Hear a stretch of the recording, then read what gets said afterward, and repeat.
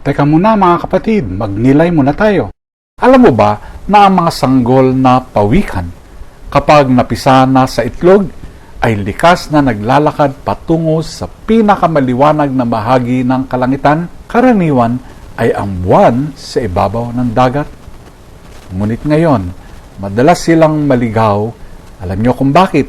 Dahil sa mga ilaw ng gusali o kalsada, mga neon lights.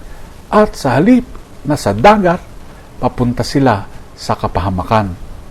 Sa ating pagbasa ngayon, may dalawang kwento ng pagtitiwalag at panganib.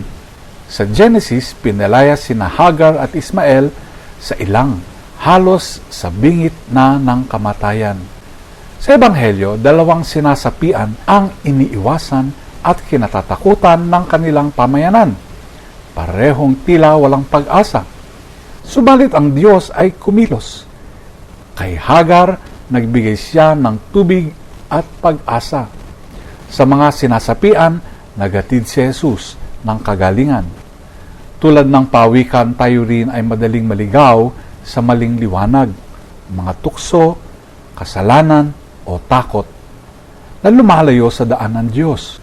Ngunit kahit gaano tayo naliligaw, hindi tayo nalalayo sa paningin ng Diyos, mga kapatid. Siya ay nagbibigay ng gabay, lakas at kagalingan. Kapag dumating ang unos o kapag tayo ay tinatakwil ng mundo, tandaan natin, nakikita tayo ng Diyos.